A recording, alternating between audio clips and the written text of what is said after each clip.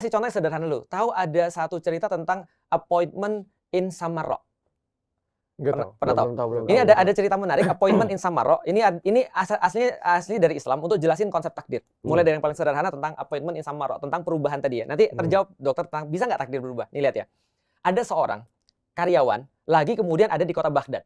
Dan kota Baghdad ini kotanya besar banget. Dan pasarnya besarnya luar biasa karena negeri 1001 malam pada saat itu. Tiba-tiba karyawan ini pas dia lagi lagi mau jualan seperti biasa, kaget dia melihat malaikat maut.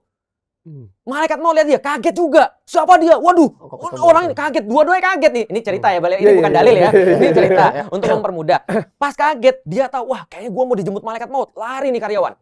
Pas lari, dia langsung bilang sama bosnya, bos, gua mau pergi, gua pinjem kuda. Dia langsung lari 60-an kilometer, ada satu kota di sebelah Baghdad namanya Samarra. Samarra ini kota yang baru dibangun dan tidak kalah kerennya. Dan dia lari dari malaikat maut. Lalu kemudian malaikat maut lihat dia lari, diam aja. Terus dia datang ke bosnya, bos, itu karyawanmu siapa namanya ini? Dia lihat, iya bener catatan saya nih.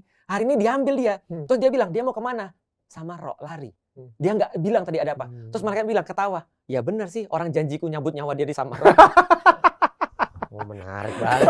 Paham gak maksudnya? Iya. Lu nggak bisa bilang sesuatu itu berubah kalau lu nggak tahu awalnya. Kalau lu tahu awalnya baru kita tahu itu berubah atau tidak berubah. Oke, tapi takdir itu pasti kan, Mbak? Takdir itu pasti. Takdir itu pasti. Masalahnya kita manusia tidak tahu awal dan akhir dan tidak tahu takdir kita itu apa. Nah, kalau misalnya memang seperti itu, kenapa kita harus berdoa? Bagus. Itu, Dok, pertanyaan sahabat, Dok. Dari kemarin dokter nih. Dari kemarin dokter nih nanyain pertanyaannya sahabat. Ya matiin aja lah nama dia. Gak bagus. Iya kan? Apa ini? Si paling logia ini. Nah, itu cerita kedua. Suatu waktu Rasulullah itu lagi ada di satu tempat. Lalu kemudian gambar-gambar di tanah. Lalu tiba-tiba Rasul bilang gini. Seorang manusia itu tidak akan pernah datang ke dunia, diturunkan ke dunia, maksudnya dilahirkan ke dunia sebelum dia ditentukan apakah dia ahli neraka atau ahli surga. Ditentukan ya, predestinasi. Berarti sudah tertulis. Ya, nanti saya jelasin nih maksudnya apa. Tidak akan pernah turun ke dunia sebelum dia ditentukan masuk neraka atau masuk surga dan menjadi orang sengsara atau orang bahagia. Sahabat dengar. Tapi namanya bukan dokter Richard. Gitu kan ya. Sahabat langsung bilang gini, "Ya Rasulullah, kalau gitu ngapain kita beribadah dan berdoa? Kita serahin pada takdir aja, kalau sudah semuanya ditakdirkan, ngapain kita doa?"